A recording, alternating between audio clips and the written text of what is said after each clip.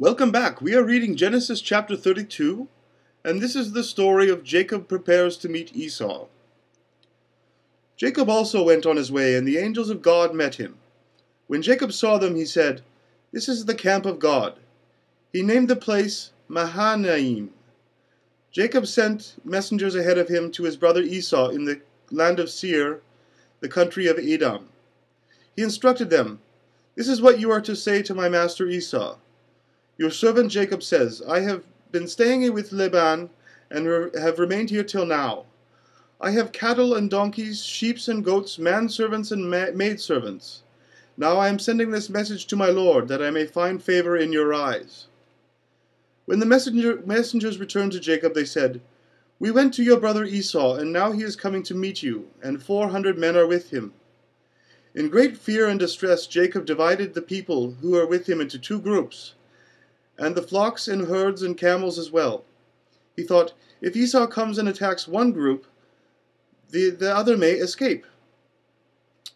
Then Jacob prayed, "O God, my father Abraham, God of my father Isaac, O Lord, who said to me, 'Go back to your country and your relatives, and I will make you prosper.' I am unworthy of all this kindness and faithfulness you have shown me, your servant. I have only my staff when I crossed the Jordan, but now I have become two groups.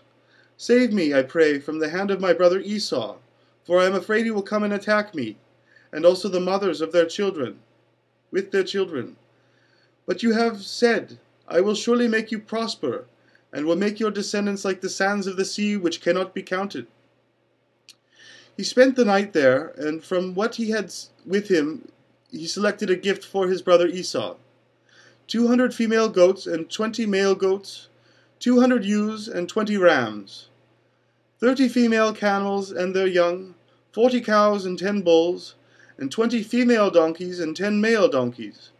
He put them in the care of his servants, each herd by itself, and said to his servants, "Go ahead of me and keep some space between the herds." He instructed the one in the lead, "When my brother Esau meets you and asks, 'To whom do you belong, and where are you going, and who owns all these animals in front of you?'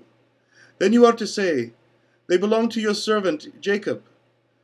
They are a gift sent to me by my lord Esau, and he is coming behind us.'"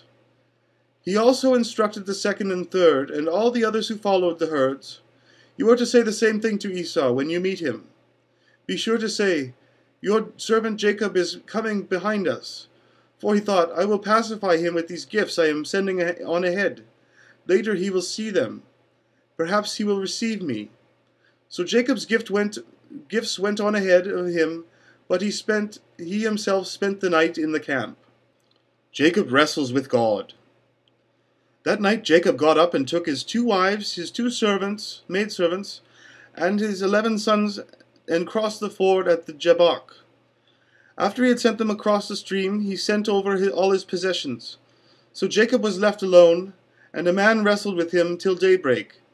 When the man saw that he could not overpower him, he touched the socket of Jacob's hip, so that his hip was wrenched as he wrestled with the man. Then the man said, "Let me go, for it is daybreak." But Jacob replied, "I will not let you go unless you bless me." The man asked him, "What is your name?" "Jacob," he answered. Then the man said, "Your name will no longer be Jacob, but Israel, because you have struggled with God and with men and who have overcome." Jacob said, "Please tell me your name." But he replied, "Why do you ask my name?" Then he blessed him there. So Jacob called the place Peniel, saying, "It is because I saw God face to face, and yet my life was spared." The sun rose above him, and he passed Peniel, and he was limping because of his hip.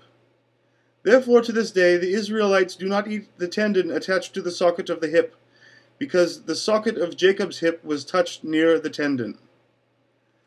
This concludes Genesis chapter 32, and coming up next in chapter 33, Jacob meets Esau.